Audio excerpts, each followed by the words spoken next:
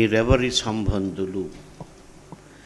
ఈ మాటలు వింటూ ఉండగా మనం ఎవరి సంబంధులుగా ఉన్నామన్నది మనకు మనమే అర్థం చేసుకోవాల్సి ఉంటుంది. యూట్యూబ్లో వింటున్న వారైనా మనము అని నేను అని మనం అనుకుంటూ ఉంటాం. అయితే వాస్తవంగా మనం ఎవరి సంబంధులుగా ఉన్నాము అని పరిశుద్ధ గ్రంథాన్ని చూసినట్టయితే, పరిశుద్ధ గ్రంథంలో మనుషులు రకరకాల సంబంధులుగా ఉన్నట్టుగా మనం చూస్తాం. కొంతమంది దుష్టుని సంబంధులని పరిశుద్ధ గ్రంథంలో చెప్పబడింది, లోక సంబంధులని చెప్పబడి ఉంది, శరీర సంబంధులని చెప్పబడింది, ప్రకృతి సంబంధులని చెప్పబడింది, ధర్మశాస్త్ర సంబంధులని చెప్పబడింది. అదేవిధంగా తర్వాత దేవుని సంబంధులు అంటే ఇవన్నీ కూడా ఆత్మ సంబంధమైనటువంటి పేర్లే. దేవుని సంబంధులు, వెలుగు సంబంధులు, పరలోక సంబంధులు, క్రీస్తు యేసు సంబంధులు, ఆత్మ సంబంధులు, ఇవన్నీ కూడా ఒక కోవకు చెందినటువంటివి. అయితే మనం దాన్ని సింపుల్గా డివైడ్ చేస్తే, ఒకటి దుష్టుని సంబంధుల, లోక సంబంధుల, శరీర సంబంధుల, లేక దేవుని సంబంధుల. కాబట్టి మనం అన్నిటినీ కలిపి సమ్మరైజ్ చేసుకుంటే 4 రకాల మనుష్యులు. ఈ 4 రకాల మనుషులు ప్రపంచంలో ఉన్నారు. ఇప్పుడు ఈ 4 రకాల మనుషుల్లో ఈ సంబంధులలో మనం ఎవరి సంబంధులం అన్నటువంటిది మనం వాక్యం విన్నప్పుడు మన మనస్సాక్షి చెప్పాలా. నేను దుష్టుని సంబంధిగా ఉన్నానా, లోక సంబంధిగా ఉన్నానా, శరీర సంబంధిగా ఉన్నానా, లేక దేవుని సంబంధిగా, క్రీస్తు సంబంధిగా, ఆత్మ సంబంధిగా ఉన్నానా? 2 కేటగిరీస్. అయితే మనం చూసినట్టయితే తప్పకుండా ఈ లోకంలో ప్రతి మనిషి కూడా ఈ కేటగిరీస్ కిందకే వస్తారు. ఏ మనిషి అయినా ఈ కేటగిరీ కిందకే వస్తారు. కాబట్టి మనం జాగ్రత్తగా మనం పరిశుద్ధ గ్రంథం చూసినట్టయితే మొట్టమొదట దుష్టుని సంబంధుల గురించి పరిశుద్ధ గ్రంథం చెబుతుంది. అంటే ఈ లోకంలో దుష్టుని సంబంధులు ఉన్నారు అంటే మనకు ఆశ్చర్యం కావచ్చు. అంటే అపవాది సంబంధులు, అంటే అపవాది చేత ఏర్పరచుకొనబడి అపవాది చిత్తము చేసేటువంటి సంబంధులు ఈ లోకంలో ఉన్నారన్న విషయం మనకు ఆశ్చర్యం కలిగిస్తుంది. అయితే యేసు ప్రభు స్వయంగా చెప్పారు ఆ మాట. ప్రభు అంటున్నాడు 8వ అధ్యాయం యోహాను సువార్త 44వ వచనం, మీరు మీ తండ్రి యగు అపవాది సంబంధులు, మీ తండ్రి దురాశలు నెరవేర్చగోరుచున్నారు. ఆది నుండి వాడు నరహంతకుడై ఉండి సత్యమందు నిలిచినవాడు కాడు, వాని యందు సత్యమే లేదు. వాడు అబద్ధమాడునప్పుడు తన స్వభావమును అనుసరించి మాట్లాడును. వాడు అబద్ధికునకు జనకుడునై ఉన్నాడు. సో అపవాది సంబంధులు ఉన్నారు ఈ లోకంలో. అంటే దుష్టుని సంబంధులన్నా అపవాది సంబంధులన్నా వీరిద్దరికి ఒకే కేటగిరీ కిందకి వస్తారు. ఈ లోకంలో అలాంటి వాళ్ళు ఉన్నారు. అంటే వారి లోకంలో కేవలం అపవాది చిత్తం చేయడానికే వారు ఉంటారు. వారు అపవాది సంబంధులని యేసుప్రభు చాలా స్పష్టంగా చెప్పాడు. కాబట్టి మనం చాలా జాగ్రత్తగా ఉండాలి. ఈ లోకంలో అపవాది సంబంధులు ఉన్నారు. దావీదు లాంటి మహాభక్తుడు సహితం ఆయన ప్రార్థన చేశాడు, ప్రభువా దుష్ట మనుష్యుల చేతిలో నుండి నన్ను విడిపించమని 64వ కీర్తనలో 1వ వచనములో దావీదు ప్రార్థన చేశాడు. ఎందుకంటే దావీదుకు తెలుసు ఈ లోకంలో దుష్ట మనుషులు ఉన్నారు, కీడు చేసేవాళ్ళు ఉన్నారు, కుట్ర చేసేవాళ్ళు ఉన్నారు. కాబట్టి దావీదు ప్రార్థన చేశాడు, ప్రభా అలాంటి మనుషుల నుండి నన్ను తప్పించు ప్రభా, నన్ను విడిపించు ప్రభా అని ప్రార్థన చేశాడు. కాబట్టి ఈ లోకంలో మనం జీవిస్తూ ఉండగా తప్పక మనం ఉన్న సమాజంలో దుష్ట మనుష్యులు ఉన్నారు, అపవాది సంబంధులు ఉన్నారు. అయితే వారి కొరకు మనం ప్రార్థన చేయాలి. యేసు ప్రభు మాట్లాడుతూ యూదులతో, అసలు మీరు నమ్మరు, మీరు నన్ను నమ్మరు, ఎందుకంటే మీరు దేవుని సంబంధులు కారు అని కూడా ఆయన తేల్చి చెప్పాడు. కాబట్టి ఈ లోకంలో దుష్ట సంబంధులు ఉన్నారు. వారి చేతిలో నుంచి మనము దేవుని బిడ్డలు విడిపించబడాలని ప్రార్థన చేయాలి. కాబట్టి ఈ దుష్టుని యొక్క సంబంధులు వారు రక్షణ పొందుతారా పొందరా అన్నది దేవుని యొక్క కనికరం పైన ఆధారపడి ఉంటుంది. అయితే దుష్టుని చిత్తము నెరవేర్చేటువంటి వాళ్ళు ఉన్నారు ఈ లోకంలో. అందుకని యేసు ప్రభు గురుగుల విత్తనాలను ఉపమానంలో కూడా ఆయన చెబుతూ వారు మరి గురుగులు దుష్టుని సంబంధులు అని చాలా స్పెసిఫిక్గా చెప్పాడు. కాబట్టి దుష్టుని సంబంధులు ఈ లోకంలో ఉన్నారు. వారి విషయమై మనం జాగ్రత్తగా ఉండాలి, ప్రార్థన చేయాలి. రెండవది ఏంటంటే లోక సంబంధులు. అంటే వీరు ఎప్పుడు కూడా లోకం గురించి, లోక రాజకీయాల గురించి, ఈ లోకం గురించే మాట్లాడతారు. దాదాపు వీళ్ళు రక్షణ పొందనటువంటి వారందరూ కూడా లోక సంబంధుల కిందకే వస్తారు.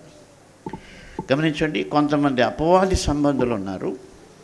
వారెవరని మనం చెప్పలేం. అయితే వారి నుండి మనం జాగ్రత్త పడి ప్రార్థన చేయాలి. రెండవది లోక సంబంధులు అనేటువంటి వారు ఉన్నారు. వీరెప్పుడూ లోకం గురించే మాట్లాడతారు, లోకం గురించే, ఈ లోక విషయాల గురించే మనస్సు పెడతారు. అయితే యేసు ప్రభు చెప్పాడు మనకు, ఆయన శిష్యులకు చెబుతూ, మీరు లోక సంబంధులుగా ఉండకూడదని చెప్పాడు. యోహాను సువార్త 8వ అధ్యాయం 23వ వచనం. అప్పుడు ఆయన, మీరు క్రింది వారు, నేను పైనుండి వాడను, మీరు ఈ లోక సంబంధులు, నేను ఈ లోక సంబంధుడను కాను అని చెప్తున్నాడు. 17వ అధ్యాయంలో కూడా ఆయన ప్రార్థన చేస్తూ, వారికి నీ వాక్యం ఇచ్చి ఉన్నాను, నేను లోక సంబంధిని కానట్టు వారును లోక సంబంధులు కారు గనుక లోకము వారిని ద్వేషించును. నేను లోక సంబంధిని కానట్టు వారును లోక సంబంధులు కారు. కాబట్టి లోక సంబంధులు శ్రమ పెడతారు ఎవరిని? దేవుని నమ్ముకున్నటువంటి వాళ్ళు. ఎందుకంటే లోకముతో పాటు మనం పరిగెత్తాం కాబట్టి. లోకము తప్పకుండా క్రిస్టియానిటీని ద్వేషిస్తుంది. వాక్యంలో మాట ఉంది, లోకం మిమ్మల్ని ద్వేషిస్తుంది. మీరు లోక సంబంధులైతే వాళ్ళు మీతో ఫ్రెండ్లీగా ఉంటారు. అయితే మీరు లోక సంబంధులు కారు, నన్ను వెంబడిస్తున్నారు కాబట్టి ఖచ్చితంగా ఏదో ఒక స్టేజ్లో వారు మిమ్మల్ని ద్వేషిస్తారు. అయితే ప్రభు ఏం కోరుతున్నాడంటే మనం లోకంలో కలిసిపోకూడదని కోరుతున్నాడు. ఆయన మన కొరకు ప్రార్థన చేస్తూ, ప్రభా తండ్రి వీరు లోక సంబంధులు కారు, వీరిని దుష్టుని నుండి కాపాడండి అని ప్రార్థన చేస్తున్నాడు. కాబట్టి మనం లోక సంబంధాలతో కలిసిపోవడం ఏమాత్రం కూడా దేవుని యొక్క చిత్తమో కాదు. తర్వాత ప్రకృతి సంబంధులు. యూదా రాసిన పత్రికలో 1వ అధ్యాయం 19వ వచనములో, అట్టివారు ప్రకృతి సంబంధులను ఆత్మ లేని వారునై ఉండి భేదములు కలిగి చేయుచున్నారు. అంటే వీరు ఒక రకంగా ఏథిస్టులు అని చెప్పచ్చు. దేవుణ్ణి నమ్మరు, ఎప్పుడు కూడా కాంప్లికేటెడ్ ఇష్యూని గురించి మాట్లాడుతూ ఉంటారు. మరి వీరు భేదాలు కల్పించటం, అంటే విమర్శించటం, ఇలాంటివి చేస్తూ ఉంటారు. ఇక్కడ మనం చూసినట్టయితే దేవుడు మహాకనికరంతో ఈ 3 గుంపుల్లో నుంచి కొంతమందిని రక్షించాడు. మరి అపవాది సంబంధులు అనుకున్న వాళ్ళని కూడా ప్రభు రక్షించాడు, లోక సంబంధికులను రక్షించాడు, ప్రకృతి సంబంధులను రక్షించాడు. అయితే ఈ లోక సంబంధులైనటువంటి వారమే మనము కూడా ఒకప్పుడు. అయితే ఇప్పుడు మన తేడా చూడాలి. ఏంటి తేడా? ఏంటి? అదే మనుషుల, మన రూపమేం మారిపోలేదు. యేసు ప్రభువుని నమ్మిన తర్వాత మన రూపమేం మారిపోలేదు. ప్రభు మనల్ని తీసుకొని పోవడానికి వచ్చినప్పుడు మహిమ శరీరం వస్తుంది. బట్ ఇప్పటికి ఇదే శరీరమే, ఇవే కాళ్ళు, ఇవే చేతులు. అయితే మార్పు తప్పకుండా ఉండాలి. ఆ మార్పు ఎలాంటిదో మనం చూస్తే, ఈ లోక సంబంధుల యొక్క ప్రవర్తన ఎప్పుడు కూడా లోకానుసారంగా ఉంటుంది. మరి శరీర సంబంధాల గురించి మనం మాట్లాడుతున్నాం. ప్రకృతి సంబంధాలు అయిపోయింది. ఈ శరీర సంబంధులు ఏంటంటే వాళ్ళు సంఘంలోకి వస్తారు, కానీ ఆత్మ సంబంధులుగా ఉండరు. ఇదొక కేటగిరీ గురించి పౌలు రాశాడు, నా సొంత మాటలు కాదు. పౌలు రాస్తే ఏమంటున్నాడంటే, 1 కొరింథీ పత్రిక 3వ అధ్యాయం 1వ వచనం, సహోదరులారా, ఆత్మ సంబంధులైన మనుషులతో మాట్లాడినట్టు నేను మీతో మాట్లాడకపోతుని, శరీర సంబంధులైన మనుష్యులే అనియు క్రీస్తునందు పసిబిడ్డలే అనియు మీతో మాట్లాడవలసి వచ్చింది. వాళ్ళు ఎందుకు శరీర సంబంధులు అంటే 1 కొరింథీ 3:3 అంటున్నాడు, మీలో అసూయ కలహమును ఉండగా మీరు శరీర సంబంధులై మనుష్య రీతిగా నడుచుకొనుచున్నారు కారా.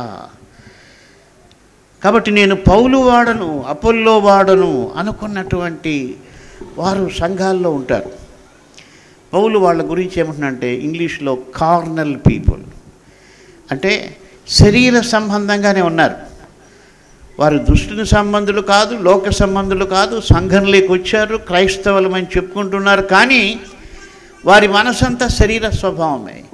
మా డెనామినేషన్ గొప్పది, మా నాయకుడు గొప్పవాడు, మా సేవకుడు గొప్పవాడు, మా సిద్ధాంతం గొప్పది, నేను పౌలు వాడను, నేను అపోల్లో వాడను, నేను చెప్పిందే కరెక్ట్. పౌలు వీళ్ళందరినీ కూడా ఒక కేటగిరీ కిందకి తీసుకొని వచ్చారు. వారైతే ఆత్మ సంబంధులు కాదు, వారు శరీర సంబంధులుగా ఉన్నారు. ఆ రోజు సంఘంలో ఉన్నారు, ఈరోజు కూడా సంఘాల్లో ఉన్నారు. వారికి యేసు ప్రభు గురించినటువంటి శ్రద్ధ ఉండదు. వారి నాయకుడు, వారి సిద్ధాంతం గురించి మాట్లాడతారు. ప్రపంచం 2 విధాలుగా విడిపోయింది. క్రైస్తవ ప్రపంచం 2 సిద్ధాంతాలకి, ఒకటి క్యాల్వినిజం, ఒకటి అర్మేనిజం అని 2 పద్ధతుల్లోకి విడిగొట్టుకున్నారు. అంటే మన డాక్టరీన్స్ గురించి మాట్లాడడం లేదు, కానీ అంటే ఆ నాయకుడు క్యాల్విన్ అన్నటువంటి ఒక నాయకుడు కొన్ని సిద్ధాంతాలు ప్రతిపాదిస్తే వాళ్ళు దాన్ని పట్టుకున్నారు కొంతమంది, ఇంకొంతమంది అర్మేనిజం అన్నటువంటి ఒక సిద్ధాంతాన్ని పట్టుకున్నారు. నాకు చాలా ఆశ్చర్యం ఏంటంటే, మనం క్రీస్తు సంబంధులుగా బతకాలి, ఎవరి సంబంధులుగానో కాదు. మనం క్యాల్వినిస్ట్ సంబంధులమని పిలిపించుకోవడానికి బైబిలు ఆధారం లేదు. మనం అర్మేనియజం లేకపోతే ఇంకేదో ఒక సిద్ధాంతం, ఇంకేదో ఒక సంబంధులు. వాళ్ళు ఎవరంటే ఫలాని సంఘ సంబంధులు కాదు. నిజమే, ఒక సంఘానికి చెంది ఉండవచ్చు, కానీ మనల్ని చూసినప్పుడు వీరు క్రీస్తు సంబంధులు, దేవుని సంబంధులు, ఆత్మ సంబంధులు అన్నటువంటి ఆ జాబితాలోకి మనం వెళ్ళాలి. విషయం ఏంటంటే, కొంతమంది ఆ జాబితాలోకి వెళ్ళకుండా ఇంకా శరీర సంబంధంగానే వీరిని విమర్శిస్తూ ఆత్మీయ జీవితంలో శరీర సంబంధులుగా ఉన్నారు. కాబట్టి ఇదొక కేటగిరీ. అంటే ప్రభువుని నమ్మారు, కానీ శరీర సంబంధులు. ఇక యూదుల విషయానికి వస్తే వాళ్ళు ఏం చెప్పుకున్నారంటే, మేము ధర్మశాస్త్ర సంబంధులమని చెప్పుకున్నారు. వారు ధర్మశాస్త్ర సంబంధులు, మోషే ఇచ్చిన ధర్మశాస్త్రం మాకు ప్రాముఖ్యం అన్నారు. ఇప్పటికి కూడా ఇజ్రాయెల్ దేశంలో యేసు ప్రభు గురించి యూదులు ఏ మంచి మాట కూడా చెప్పరు. వాళ్ళు ఏమంటారంటే, మాకు మోషే ఇచ్చిన ధర్మశాస్త్రం మాకు ఆధారం, మేము క్రీస్తు సంబంధులం కాదు, క్రీస్తుకు మాకు సంబంధం లేదు, మేము ధర్మశాస్త్ర సంబంధులమని చెబుతూ ఉంటారు. కాబట్టి ధర్మశాస్త్రం మూలముగా ఏ మనిషి కూడా నీతిమంతుడుగా తీర్చబడడని పరిశుద్ధ గ్రంథం చాలా చక్కగా ఎన్నో వచనాల్లో చెప్పబడింది. ఎందుకంటే ధర్మశాస్త్రంలోనే రాయబడింది. గలతీయులకు రాసిన పత్రిక 3:10లో, ధర్మశాస్త్రము విధించిన క్రియలకు సంబంధులందరూ శాపమునకు లోనై ఉన్నారు. ఎందుకనగా ధర్మశాస్త్ర గ్రంథమందు వ్రాయబడిన విధులన్నీ చేయుటేందు నిలకడగా ఉండని ప్రతివాడును శాపగ్రస్తుడు అని వ్రాయబడి ఉన్నది. కాబట్టి మనం చూసిన కేటగిరీస్ ఇవేమి కూడా దేవుని రాజ్యాన్ని స్వతంత్రించుకోవడానికి చాలా కష్టం. దుష్టుని సంబంధులు, అపవాది సంబంధులు, లోక సంబంధులు, ప్రకృతి సంబంధులు, శరీర సంబంధులు, ఈ జాబితాలో ఉన్నవారు దేవుని రాజ్యాన్ని స్వతంత్రించుకోవడం కష్టం. మనం వారందరి కొరకు ప్రార్థన చేయాలి. ముఖ్యంగా ఎందుకు ఈ ప్రసంగం చేస్తున్నామంటే, ఈ జాబితాలో వింటున్న వారు ఉండకుండా జాగ్రత్త పడాలి. నేను ఒకవేళ దుష్టుని సంబంధినిగా ఉన్నానా, నేను దుష్టుని దురాశలు నెరవేరుస్తూ ఉన్నానా, నేను ఒకవేళ లోక సంబంధిగా ఉన్నానా, లోకం మీదనే నా ప్రాణం పెట్టుకొని బ్రతుకుతూ ఉన్నానా, నేను ఒకవేళ ప్రకృతి సంబంధమైన మనిషినిగా భేదాలు సృష్టించే వ్యక్తిగా ఉన్నానా, నేను ఒకవేళ శరీర సంబంధమైన మనిషిగా క్రీస్తును సెంట్రలైజ్ కాకుండా ఇంకో వ్యక్తినో ఇంకో సిద్ధాంతాన్నో నేను కేంద్రంగా పెట్టుకొని ఉంటే అది ఆత్మ సంబంధమైనటువంటి జీవితం కాదు. కాబట్టి ఈ జాబితాలో మనం లేకుండా ఉండాలి. అయితే ఆత్మ సంబంధమైనటువంటి వారి గురించి చెప్పబడింది ఏంటంటే, దేవుని సంబంధులు అని మొట్టమొదటి చెప్పారు. దేవుని సంబంధులు. ఎవరు ఈ దేవుని సంబంధులు అంటే దానికి డెఫినిషన్ కూడా పరిశుద్ధ గ్రంథం చక్కగా చెప్పింది. ఎవరు దేవుని సంబంధులు? మనం ఇందాక విన్నాం, దుష్టుని చిత్తం నెరవేర్చేవాళ్ళు దుష్టుని సంబంధులు, లోకానుసారంగా జీవించేవాళ్ళు లోక సంబంధులు, శరీరానుసారంగా ఉండేవాళ్ళు శరీర సంబంధులు, విభేదాలు సృష్టించేవారు ప్రకృతి సంబంధులు. అయితే దేవుని సంబంధులు ఎవరు అని చూస్తే, యోహాను సువార్త 8వ అధ్యాయం 47వ వచనంలో ప్రభువు మాట్లాడుతూ అంటున్నాడు, దేవుని సంబంధి అయిన వాడు దేవుని మాటలు వినును. కాబట్టి ఇది మనం గుర్తుపెట్టుకోవాలి. నీవు దేవుని సంబంధివని ఎలా నిరూపించుకోవాలంటే, దేవుని మాటలు వింటూ దానికి లోబడుతూ ఉంటేనే నీవు దేవుని సంబంధివి.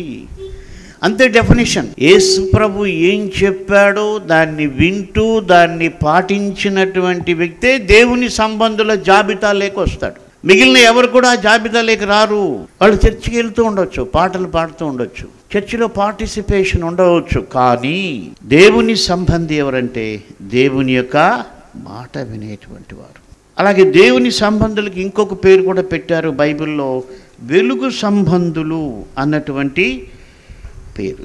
ఈ వెలుగు సంబంధులకు ఇచ్చిన డెఫినేషన్ ఏంటంటే, ఎఫెసీయులకు రాసిన పత్రిక 5వ అధ్యాయం 10వ వచనంలో, కనుక ప్రభువుకి ఏది ప్రీతికరమైనదో దానిని పరీక్షించుచు వెలుగు సంబంధుల వలె నడుచుకొనుడి.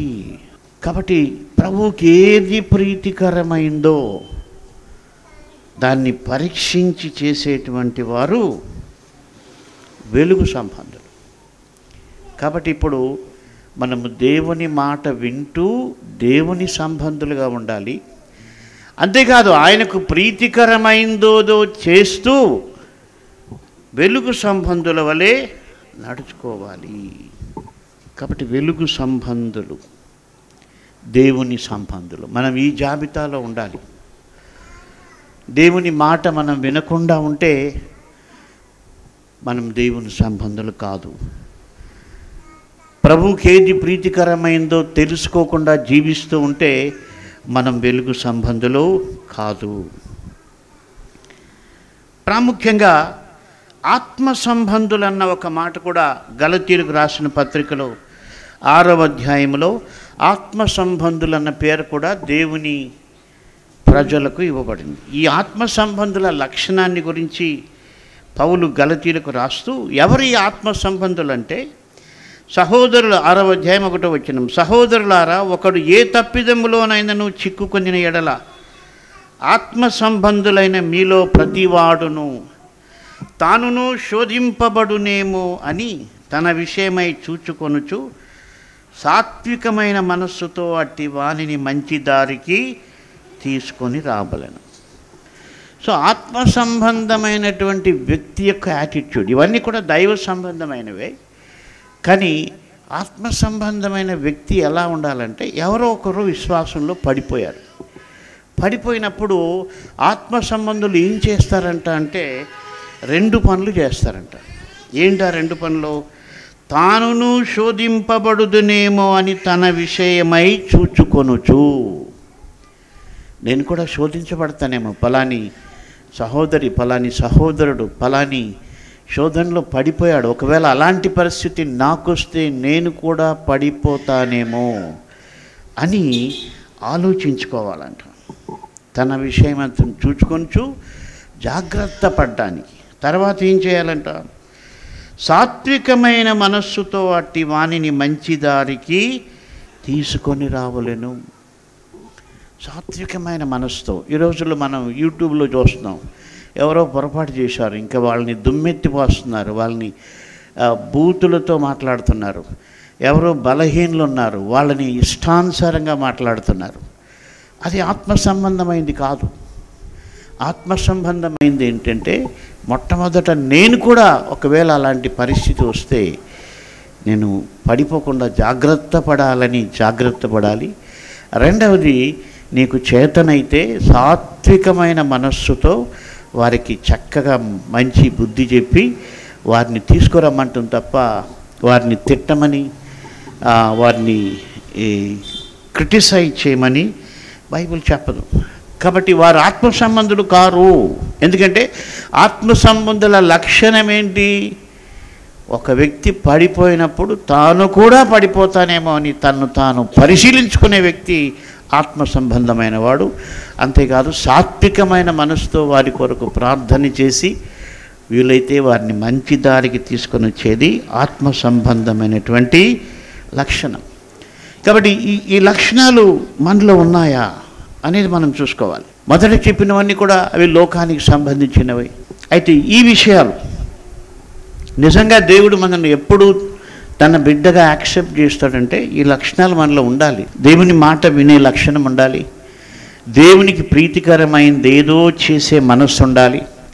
మూడవది, ఎవరైనా విశ్వాసంలో పడిపోతే వారు కూడా శోధించబడతారేమో అని జాగ్రత్త కలిగి వారి కొరకు ప్రార్థన చేసేటువంటి వారిగా ఉండాలి. కాబట్టి దేవుని సంబంధులంటే దేవుని మాట వినేవాళ్ళు, వెలుగు సంబంధులంటే ప్రభువుకి ప్రీతికరమైనది చేసేవాళ్ళు, ఆత్మ సంబంధులంటే ఎవరైనా పడిపోయినప్పుడు వారి కొరకు భారంగా ప్రార్థన చేసేవాళ్ళు, యేసును వెంబడించేటువంటి వారు. తర్వాత గలతీయులకు రాస్తూ పౌలు స్పెసిఫిక్గా ఇక్కడ గలతీయుల దగ్గర క్రీస్తు యేసు సంబంధులు అని మాట్లాడుతున్నాడు. గలతీయులకు రాసిన పత్రిక 3:29, మీరు క్రీస్తు సంబంధులైతే ఆ పక్షమందు అబ్రహాము యొక్క సంతానమై ఉండి వాగ్దాన ప్రకారము వారసులై ఉన్నారు. కాబట్టి అబ్రహాము ద్వారా మనము క్రీస్తు యేసు సంబంధులమయ్యాం. ఎందుకంటే మనం వాస్తవంగా యూదుల్లో పుట్టలేదు. యూదులకు మనకు ఎలాంటి ఇది కూడా బంధుత్వాలు ఏమి లేవు.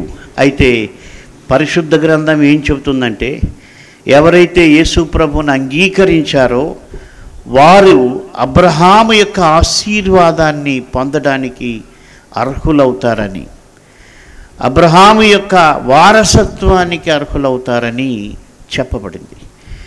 కాబట్టి ఇప్పుడు క్రీస్తు సంబంధులు అనిపించుకునేటటువంటి గొప్ప ధన్యత. చాలాసార్లు మనుషులు ఏంటంటే వాళ్ళ కులంలో వాళ్ళ మతంలో ఎవరైనా గొప్పవారు ఉంటే మేము పలాని సంబంధి కులం అని చెప్తూ ఉంటారు. అంటే అవి చెప్పుకోవడానికి అదొక ప్రివిలేజ్ అనుకుంటారు. అది నేను తప్పట్లేదు, అంటే వాళ్ళకి ఆ ప్రివిలేజ్ ఉంది. కానీ యేసునందు విశ్వాసం ఉంచిన వారందరికీ ఉన్న ప్రివిలేజ్ ఏంటంటే, వాళ్ళు పేదవాళ్ళైనా ధనికులైనా చిన్న ఉద్యోగస్తులైనా పెద్ద ఉద్యోగస్తులైనా వారందరికీ ఉన్న ఒక ప్రివిలేజ్ ఏంటంటే, నేను క్రీస్తు యేసు యొక్క సంబంధిని అని చెప్పుకునేటువంటి ధన్యతను దేవుడు ఇచ్చాడు. క్రీస్తు సంబంధిని. నేను లోక సంబంధిని కాదు, దుష్టుని సంబంధిని కాదు, ప్రకృతి సంబంధిని కాదు, శరీర సంబంధిని కాదు, క్రీస్తు యేసు యొక్క సంబంధిని. ఎందుకంటే క్రీస్తు ఆ కృపను మనకు ఇచ్చాడు. పౌలు ఎఫెసీయులకు రాస్తూ అంటాడు, సున్నతి పొందుటయందు ఏమీ లేదు, సున్నతి పొందకపోవటయందు ఏమీ లేదు, దేవుని ఆజ్ఞలను నడుచుకునేటువంటి వారే దేవుని ఇశ్రాయేలు అని అక్కడ సంబోధిస్తాడు. అంటే ఇశ్రాయేళ్లకు ఎంత ధన్యత ఉందో, ఎవరైతే క్రీస్తునందు విశ్వాసం ఉంచి క్రీస్తు మాటలను అనుసరిస్తారో వారి పేరు దేవుని ఇశ్రాయేలు అని ఎఫెసీ పత్రికలో 6వ అధ్యాయంలో చివరిలో మనం చూస్తాం. కాబట్టి మనకు దేవుని సంబంధులుగా మనకు ఆ యొక్క ప్రివిలేజ్ దేవుడిచ్చాడు. వాళ్ళు ఏ కులం వాళ్ళైనా, ఏ మతం వాళ్ళైనా, ఒకప్పుడు ఏ స్టేజ్లో ఉన్నా, ఒకప్పుడు ప్రకృతి సంబంధులుగా ఉన్నా, ఎలా ఉన్నప్పటికీ కూడా క్రీస్తు యేసునందు రక్షణ పొందినప్పుడు, యేసు ప్రభు నా పాపముల కొరకు చనిపోయి తిరిగి లేచాడని విశ్వసించినప్పుడు వారికి ప్రివిలేజ్, క్రీస్తు యేసు యొక్క సంబంధులు. అందుకే లాజరు చనిపోయినప్పుడు దేవదూతలు వచ్చారు. ఎందుకు వచ్చారు దేవదూతలు? ఆయన స్టేటస్ ఏంటి? భూమి పైన అడుక్కు తినేటువంటి వ్యక్తి, అంటే ఆహారం లేనటువంటి వ్యక్తి, త్రోసివేయబడినటువంటి వ్యక్తి, చాలా దైన్యమైనటువంటి స్థితి, ఎవరు కూడా లెక్క చేసేటువంటి స్థితి లేదు ఆయనకు. అయితే ఆయన క్రీస్తునందు విశ్వాసం ఉంచడం వలన, దేవుని యందు విశ్వాసం ఉంచడం వలన క్రీస్తు సంబంధి అయినాడు. కాబట్టి దేవదూతలు వచ్చి ఆయన్ని రిసీవ్ చేసుకోవాల్సి వచ్చింది. కాబట్టి ఆ ప్రివిలేజ్ అన్నటువంటిది క్రీస్తు యేసు సంబంధులకు దేవుడిచ్చాడు. చాలాసార్లు అపవాదం వచ్చి మనల్ని శోధిస్తుంది, నీకు అది లేదు, ఇది లేదు, అది కొరత, ఇది కొరత. నేనేమంటానంటే, నాకు ఏది లేకపోయినా నేను క్రీస్తు యేసు సంబంధిగా దేవుడు నన్ను దీవించాడు, అది చాలు నాకు ఈ జీవితంలో. చాలాసార్లు అపవాది వచ్చి నీకు ఆ కష్టం తీరలేదు, ఇది తీరలేదు, డిప్రెషన్లోకి తీసుకెళ్తాడు. నేనేమంటానంటే, క్రీస్తు అన్నటువంటి మంచి ముత్యము నాకు దొరికాడు.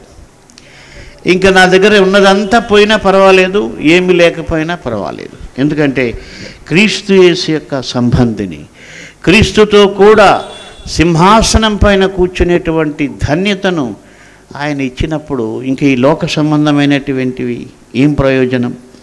దేవుడు తప్పక మనకు సహాయం చేస్తాడు. కానీ మన విశ్వాసానికి, మన అవసరతలు తీరడానికి లింక్ ఉండకూడదు. ప్రభా, ఈ అవసరత తీరితేనే నేను నిన్ను ప్రార్థన చేస్తాను, నాకు ఈ కష్టం పోతేనే నిన్ను వెంబడిస్తాను అన్నటువంటిది లింక్ కాదు. అది సరైన విశ్వాసం కాదు. ఒక రకంగా అది లోక సంబంధమైనటువంటి విశ్వాసం. నాకు ఇది ఇస్తే నేను నీకు ఇది ఇస్తా, అది కాదు.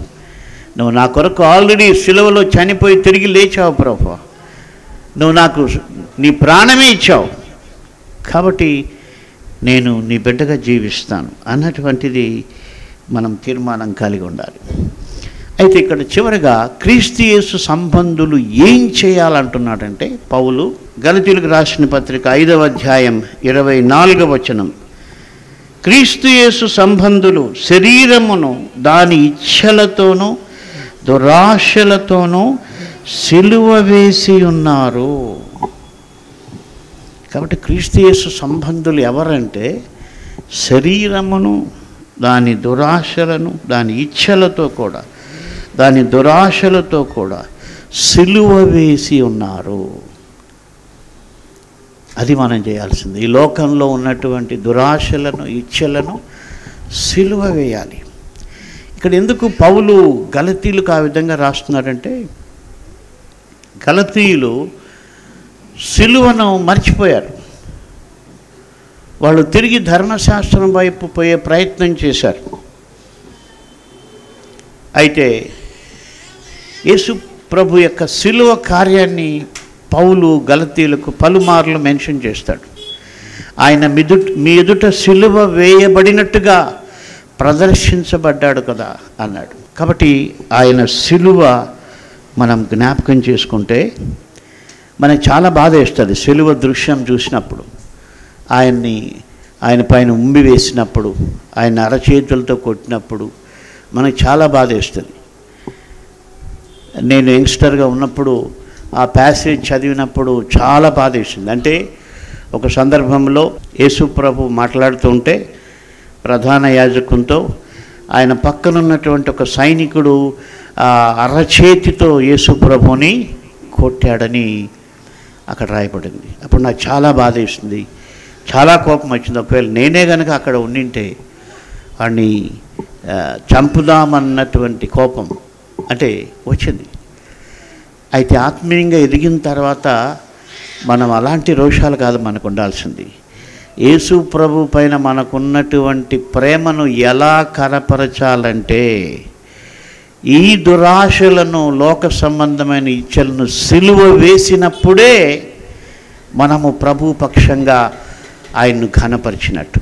సాతానుని మీ పాదముల క్రింద చితక తొక్కించినంటే చాలామంది అనుకుంటారు వాడిని కిందేసి తొక్కుతామేమో అని. అదేం కాదు. వాడిచ్చిన ఆఫర్ని తృణీకరిస్తేనే వాడిని తొక్కినట్టు. వాడిచ్చిన ఆఫర్స్ అన్నీ తీసుకుంటూ వాడి చెప్పిన ప్రకారం జీవిస్తూ నేను సైతాన్ని తొక్కుతానంటే కుదరదు. ఆ యొక్క సైతాను నిన్ను శోధించిన ప్రతి విషయాన్ని యేసు నామములో జయించినప్పుడు వాడు త్రొక్కబడతాడు, అణగద్రొక్కబడతాడు, చితకద్రొక్కబడతాడు.